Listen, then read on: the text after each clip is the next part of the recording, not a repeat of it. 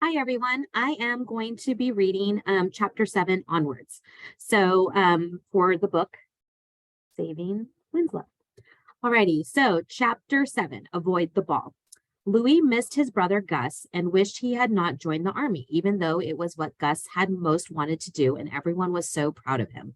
You'll be serving our country, Louis's father said. Louis hoped he would serve the country too, and he sometimes imagined himself standing on the hilltop guarding the territory. Sometimes his arms were spread wide as to shield everyone behind him. Was that serving? Gus's favorite sports were basketball, baseball, soccer, and football. And although Gus had tried to interest Louis in these games, Louis gradually understood that he did not have Gus's natural talent. He was particularly wary of sports that involved balls. When he tried to throw, kick, dribble, or bat them, they rarely went where he intended. When someone else threw, kicked, dribbled, or batted a ball, Louis wasn't able to anticipate where it was aimed. After one especially frustrating soccer practice, Louis's coach said, not unkindly, "Louis, you seem to avoid the ball." "Right," Louis said. "When it's coming at me, I don't know where to move. I can't get out of the way." "You're not supposed to get out of the way." "Yes, I am." Maybe sports are not your thing, Louis." Later that night, he asked Gus, "But what is my thing? If it's not sports, then what?" "Don't worry, Louis. You have plenty of time to figure that out." But Louis did worry. He feared he would never find something he was good at or something he was as passionate about as Gus was about sports. Chapter 8, Gus. After his brother left for the army, Louis wondered how the absence of one person can take so much air out of the house. He kept bumping into empty pockets, spaces that Gus had previously inhabited. The couch with cushions squished. The kitchen counter always dotted with his sandwich makings, bread and mayonnaise and mustard with bologna and peanut butter. The bed across from the porch cluttered with Gus's smelly shoes and sweatshirts. All these places were now missing signs of Gus. He and his parents hovered over each letter and postcard from Gus. They were hungry for his voice and his news, and he rarely phoned, but write often, and his news was not elaborate. Life was okay or not too bad. Once he was great, but he did not explain why it was great. The food was okay or not too bad, though one time he and his buddies had pizza. It was great. Not the biggest vocabulary, Louis's father observed.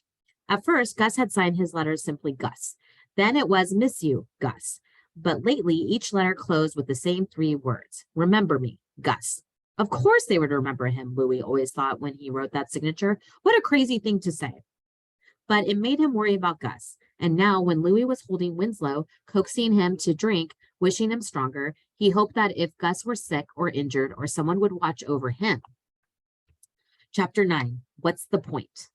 One morning, Louis's mother, standing at top of the cellar stairs, announced visitors. "Hey, Louis, we've come to see the sickly donkey." It was Matt, clumping down the stairs, followed by Claudine and Nora. Claudine rushed to Winslow. "Oh." Nora stood a few steps back, staring at Winslow. "May I touch it?" Claudine said. "I could die from its cuteness." Everything about Claudine was soft and elegant. Her voice, her hair, her clothes, even the way she stood was soft and loose.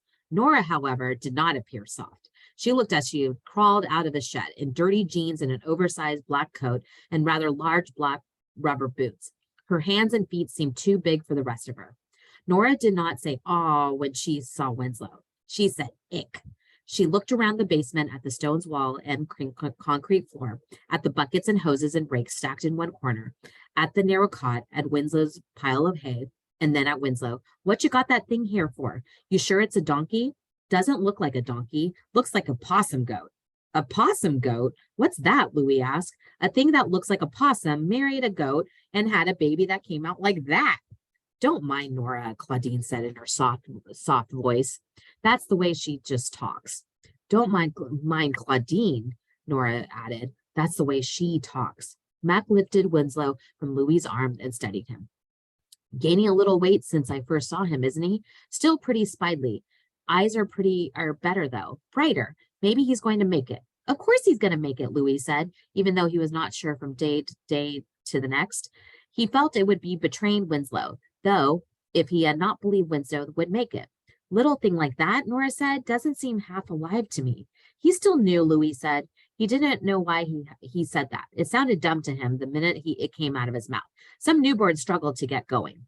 Oh, I know all about that, Nora said. You do? Sure. Our brother, Claudine interrupted her. Oh, shush, Nora. Your jabbering is bothering this poor little donkey. He's quivering.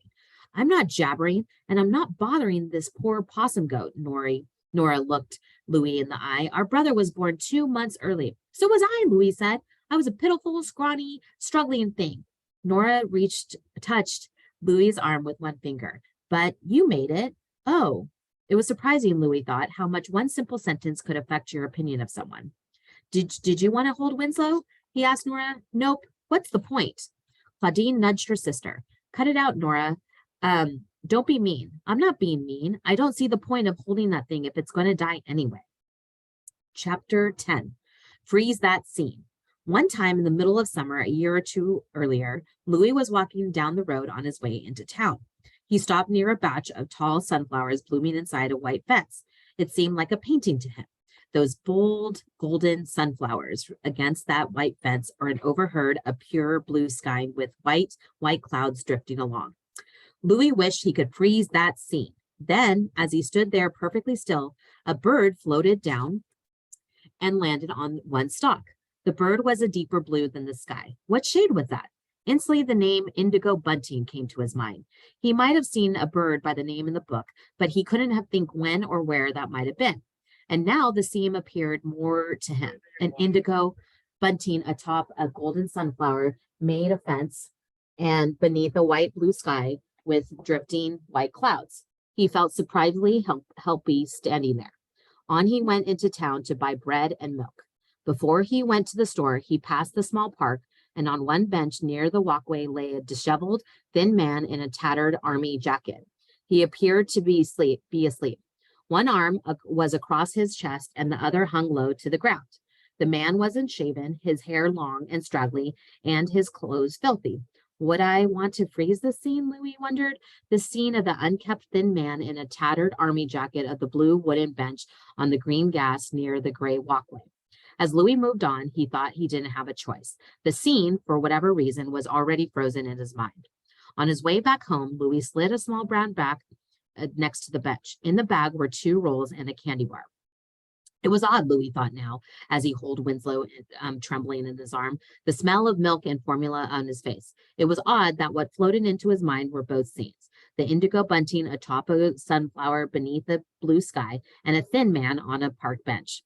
Winslow's ears brushed against Louis's cheeks. This scene, Louis thought, will stay in my mind. Little gray donkey in my arms trying to stay alive.